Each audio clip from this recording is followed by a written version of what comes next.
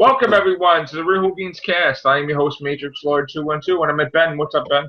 Hey. What's up, Paul? Hey, hello. All right, so we did our cast last night on Doctor Who, and you had some questions, Paul?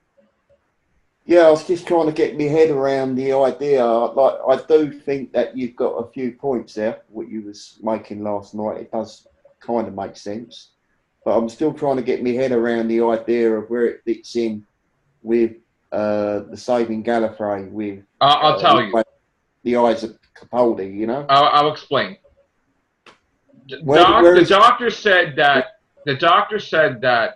somehow the Time Lords broke out of the parallel universe that he put them in. Okay. right? Now, Matt Smith's 11th Doctor's equation was the last one that was needed to do the job. So there wasn't any other doctors needed besides the 12, meaning the 11 doctors plus the War Doctor. Capaldi was there not to help them save Gallifrey. He was there to free Gallifrey like a second after they put them in there. Okay? Because he was there to just, his TARDIS probably went right in there after them and then found a way to get them out without alerting the Daleks or whatever. And I think one of the reasons he did this was he's dying, he's regenerating, he's holding it back. He just saw his 11th self. Your theory, though? Is this your theory? This is my theory. He just had a conversation with the 11th Doctor before he regenerated, left the TARDIS in disguise because he wanted all his memories intact if he was going to regenerate or not. And he went to Gallifrey, and this was a last-ditch effort where they says, "Thank you, Doctor, you saved us again." He's like, "Well, it just comes with a catch. You know, you were responsible for Clara dying, and you were going to save her, or I won't save you. I won't rescue you. Like, just as it's about to happen. You know, I won't rescue you unless..." And the thing is, you could not have any memories of this at all. So, in other words, all these people in the High Council, they can now have memory that you saved Clara. None of it. So, the thing is, in order for Time to be fine, she would have to face the Raven, and then when he leaves in the confession dial, she is freed. Like, she comes back to life, and that nobody knows it somehow. Whether she's put into the Nethersphere or not. Maybe they said to Missy, "That's your job. Create the Nethersphere. This is for Clara in the first place." Who knows? But that's the whole thing. And then when he comes out of it, he's about to die. She shows up, you know, and she's got to go face the Raven, but she's just there for him. She leaves. Everybody says goodbye to him, and as he's about to regenerate, Missy's in his head in a message that said something towards the effect of, right before he regenerates, "Oh, why don't you just become a female?" And she alters the regeneration. I think that's what's going to happen. I could understand where you was coming from there with the handshake and all the long handshake. He probably implanted a message in her head, be a good person. Yeah. But the problem is she got mad about it because she was already going to be a good person. So she got offended that he tried to alter her. She felt it as a little bit of a betrayal. So to have fun with it, she put a message of her own in his head. She's like, "Doctor, you tried to, I was going to become good, and you decided to meddle with my psyche and what this, so now I'm going to meddle with yours. You're about to regenerate. Guess what? You're going to be a female." And then he's like, "No," you know, and then that's what happens. Guarantee. Well, not guarantee. That's my theory. Anyway. But they have to address that the business with Capaldi with the eyes, you know, in showing up on the console. Yeah. The first Doctor will regenerate, and it will be about, he sees the first Doctor, and then the first Doctor regenerates. He sees the 11th Doctor, he leaves, the 11th Doctor regenerates. And that's why it's going to be like that. You know, and it's going to be about regeneration, you know. So. And what about my other theory, what I come up with? Twice upon a time? Twice? 2 episodes? Well, I mean, it could be a double episode like we were hoping for. or it could mean that he has twice in a lifetime he has an opportunity to save Clara. Yeah. Or to do something, he has another choice again before he dies to do something. So. Because like what you were saying last night about them still doing bits of filming, we don't know for sure. Maybe they're finished. Maybe they're putting extra bits in, what we don't know about. Yeah. Getting secret guests in to do little bits and bobs, we don't know.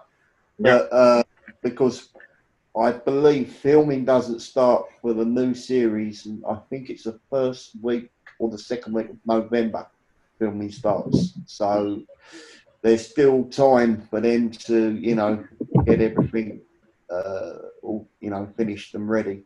Because if I'm not mistaken, that trailer will go out on Children in Need. Yes. But hopefully they don't reveal anything in the trailer. No, I hope not. I don't want to be overspoiled. I just want, little tidbits, but not too much, Yeah. But if it's not the 11th Doctor that's in Trent's lore, it's going to be the 11th Doctor probably saving the ponds and then getting his memory erased with the memory worm and then being in Victorian London. Yeah. I was saying to Scott last night that about this business with spoilers and like with trailers and everything, and especially there with Chibnall taking over, and I know how you are with, nothing coming out and nothing to talk about, etc., etc. And it's difficult, but at the same time, there is a responsibility to the maker of the show, and also, for the viewer as well to have patience, but also for the maker to decide how much he puts out in the out there, like, for people to know about. Right. And I think it was going to be a completely different ball game for Moffat. Moffat already admitted that I think the season beforehand he didn't give people enough information, and so last season he gave them a bit too much information. Well, that's definite. Yeah. It's a fine balance, We want to know a little bit of what's going on, but how much is enough? I agree, and I feel that they have a responsibility to people that have jobs to do with Doctor Who, to do with the websites, to do with magazines and newspapers and TV shows and stuff that talk about the entertainment industry, that they got to give them something than nothing. Because if you don't give them anything, then things really cause a shift, like it already has many a times over. We've had factories close. We've heard horror stories that with Doctor Who not having a full season and there was like one episode or two episodes to film, they had to shut down a whole science fiction factory that was open for like decades and did special effects and stuff. We heard stuff about BBC giving away all the music, selling it, and then all of a sudden we see Mary Gold not returning or possibly not doing the whole Series 10 because if you remember, they had somebody for the finale. And we're like, why, if you have a composer, would you have somebody else do the finale? That doesn't make any sense. So there's a lot of questions that need to be answered, and there's a lot of professionalism that needs to occur.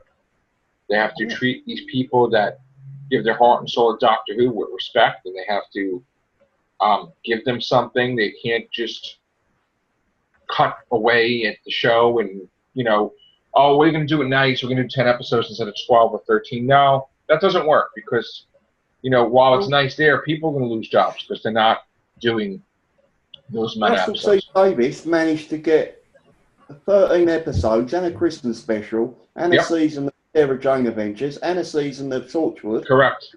Year in, year out. Correct. So and Moffat couldn't do it. Moffat was doing Sherlock. Moffat was doing Tintin at the time. Moffat, and he just couldn't do it. He couldn't. One of the shows suffered while Sherlock was like perfect. And it's not fair. It's then you have plot holes. You have this. That's why you need to hire someone that isn't a historian with Doctor Who, that knows the episodes inside and out, that when you're about to write something, they're like, this happened in this episode, or this Yeah, happened in this right. episode, and they don't have that. They don't have. They're just using them because their egos. Oh, I know Doctor Who. This one knows Doctor Who. Let's just go. No, you Ian know. Levine. Yeah, it doesn't work like that. I mean, you have the Cybermen in Nightmare on Silver, and the kids are sleeping, and they're sleeping next to a Cyberman. Hello, if I was the Doctor, I'm like, they killed my companion, Adric. I mean, I would not let my worst enemy, even if it was dormant, lay next to kids. I mean, that's just doesn't make any sense. Yeah. You know, Well, I wouldn't leave a weeping angel in the cemetery. I would destroy it. I wouldn't leave a Dalek running around to kill people. No, I mean, this is not what we do as the Doctor. You know, we just don't do that. Even he didn't even want the Daleks to get away in Victory of the Daleks. He's going to let some Dalek running around or a weeping angel running around. You know, think she's going to sweep up the mess. I think. Listen, somebody could sweep up the mess, or somebody could ignore the mess.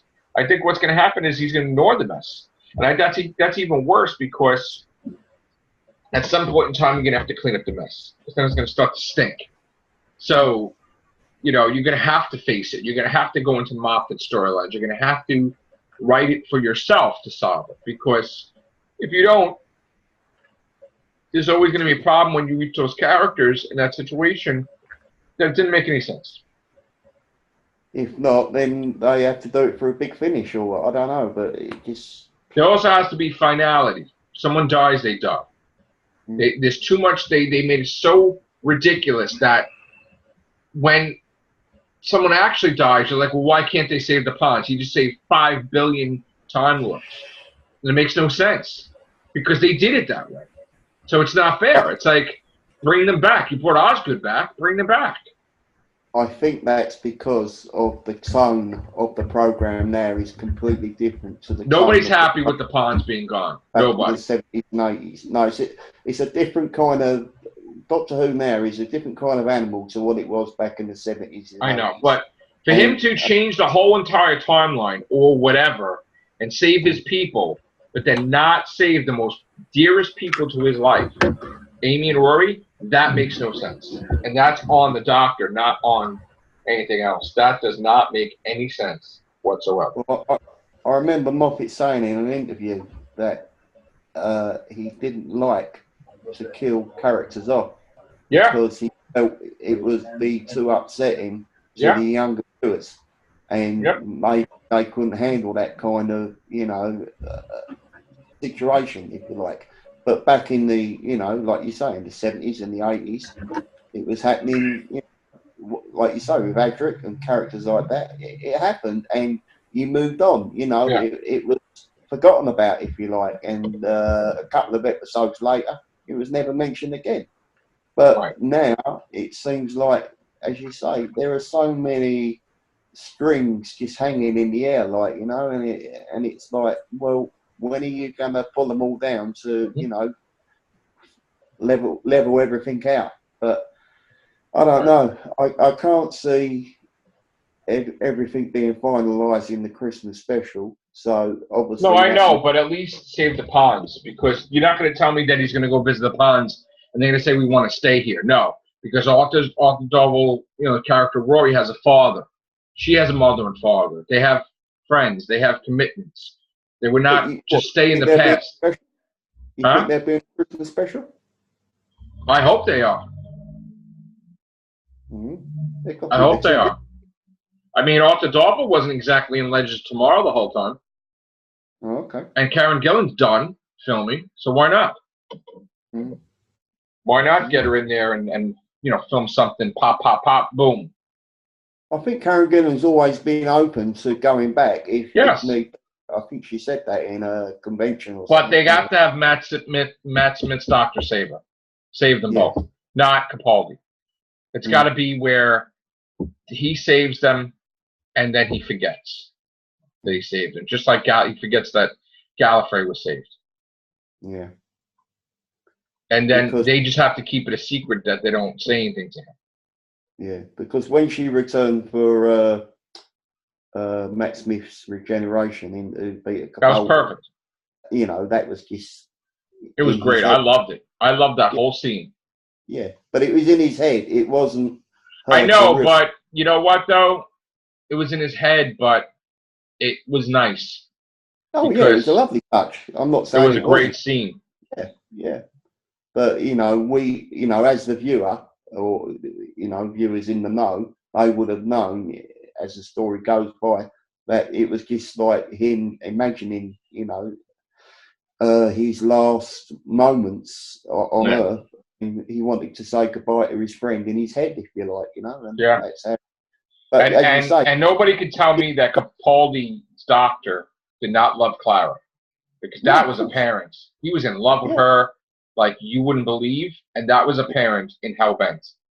yeah, I just yeah. watched that the other day again. I'm like, absolutely. Even her, the moment she found out he was in there for 4.5 billion years, she's like, I love him, and she just told him. Just like even in the Christmas special last time, she grew old and she found nobody else besides Danny Pink. She was in love with the doctor, and Yeah. that's the whole thing. So, age doesn't matter at this point because she's billions of years and he's but whatever. It's like okay, Well, when they was in a town called Christmas, went out to tell the truth. She said that. She was in love with the doctor. You remember?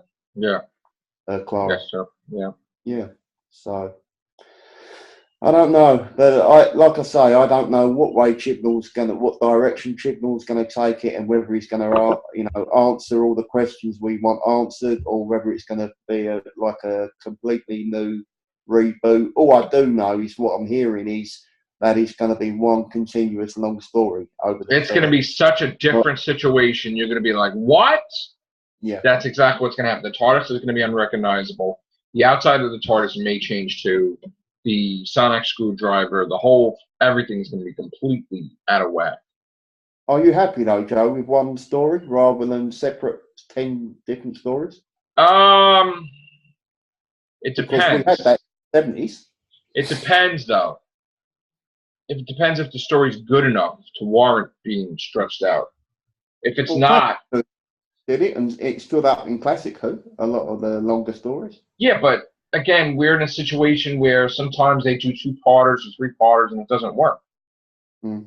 Like Zygon thing or like whatever. It's like, oh, all right. It's like I want them to, if they're going to dwell on that, okay, but have stuff in the background, have stuff that needs to be. You can't just leave. Like somebody has to answer something in the past. Somebody has to bring up something in the past. You can't ignore history because then you're doomed to repeat it. So anything that Moffat, if there's a plot hole, somebody has to fix something. Somebody has to explain away something. It's not fair. His legacy is going to turn into garbage because he never explained anything. Mm. It's true. If you don't explain anything, then it was pointless, really, because everybody was waiting for the big reveal, and it was never revealed. That's why I always thought that when Russell T Davies was writing, you always it was easier to follow because Russell's writing was pretty much in a straight line. Yeah. And you kind of knew where it was going and where it was heading, and Yes. he always had a beginning, a middle, and an end, if you like. But You knew the Master was coming back. You knew the Master, when he died, was coming back. You knew that it was all connected. Yeah, and I remember Russell saying in an interview after I think the end of the third season that he had it in his mind that he knew what the finales were going to be for the end of the first, the end of the second, and the end of the third season. He knew he wanted to bring the Daleks back for the end of the first, Daleks aside for the second, and Master for the third, and Davros for the fourth. So he knew that he was planning always ahead, and it was, it didn't go here, there, and everywhere, and what's going to happen now, I would love, if I could ask him a question, I would definitely want to ask him a question, and if he didn't want to tell anybody else but me, that would be fine. I would want to know what his real opinion is on what he did with John and Noble with the regeneration energy. Because did he really count that as a regeneration, one regeneration? And why does she still have regeneration energy? Why did she have regeneration energy so long after where the Master attacks and she expels regeneration energy to knock him down. What does she hold a whole cycle of regenerations now? Yeah, no.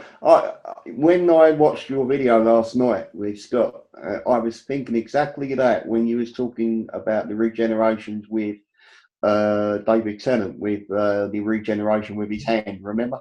And then I thought about that was when Donna had a similar thing, and I thought to myself, well, hang on, with the Dr. Donna for that time period, does that count as another regeneration? See, we always did videos about it, and we all come to the agreement that it did not, unless it was an actual physical change. It was never completed. Now, Moffat changed the idea because the way it was left was that it didn't count, because in Nightmare and Silver, he said he could regenerate, which would mean that he could regenerate one more time or two more times, right? And he said, scan me if you don't believe me, Mr. Clever, or whatever. And Mr. Clever saw that he could regenerate. Mm. So now what happened to that regeneration energy from Nightmare and Silver? Like, where did it go? Why is he now not able to regenerate? So that's my whole point, is that Moffat changed it to try to solve the whole, how does he get new regenerations things by getting rid of all of them? You know, it's like, to me, that wasn't fair, you know? Well, with Donna, it was just a case of inside her head. It wasn't a physical change of physical appearance. But she has regeneration energy. The doctor inside her head. For whatever reason, she has regeneration or something, and she should not have it. No, because she's human, though, Joe. And well, she's not. She's not. That's the whole point. Well, but she's not now, though. Even though she don't remember, she doesn't. Because if she gets shot, technically, she should be able to regenerate. And if you remember in the Christmas special, I think the second part, when Donna was being chased or whatever, I think Tennant turned around and said he left a little part in Donna's mind, a little memory or something. Do you remember? Yeah, when something. He said, I wasn't going to leave her with nothing, kind of thing. So he left her with something to remember, like, you know, so she could fight back if need be. Right. But well, you know, I had this old theory, and I still feel that way. All these hints about the woman coming to Wilfred and saying, "Soldier, you've been lost, but now whatever." I still feel to this day that Wilfred Mott was a Time Lord that used the Chameleon Arch, and he ran away from the Time War. He went back in time, had a family, you know, had his daughter, and then she had a daughter, which is Donna Noel, the granddaughter, and that she is kind of like part Time Lord anyway. Like, I've always felt that, because you can see the interaction between the woman going to him, like he has some type of significance with the Time War, okay? Yeah. And I said, you know what? All the stuff about her human minds can't handle it, all the stuff, it's all baloney. I bet you she's a Time Lord anyway. Yeah. Maybe she's not related to the Doctor. Maybe she is a sister. Who knows? Probably not. But, you know, I honestly think that, you know. Or something, or didn't they, BBC step in or something and say no? No, they said no, that the woman couldn't be the Doctor's mother, which it was, obviously, because the moment he saw her, he knew. And it was like, that means that by her being there, when she's not supposed to be there, that means that he's going to survive this or whatever. So that's why he did the thing with whatever. It woke up. She was not just like any old actress. She was actually quite a big actress, like a name in British. And the funny thing is that when you've seen her in the beginning of the episode, she's older than in the end of the episode. She's younger. Yeah. So I wouldn't be surprised if so I wouldn't just put, like, you know, if it was just any old person, they would just put any old actress in, but they put a well-known actress in that role, and so they put the idea, like as you say, that she was going to be the Doctor's mum, and then some in between the time of broadcast, that they had to change it. So I don't know. I wouldn't be but surprised if she gave him the regenerations anyway, or the amount of or even the Clara that was left in Gallifrey gave him the regenerations. All right, we're going to be out of here now with less than a minute left. Thank you, everybody. Take care. Bye for now. Bye-bye.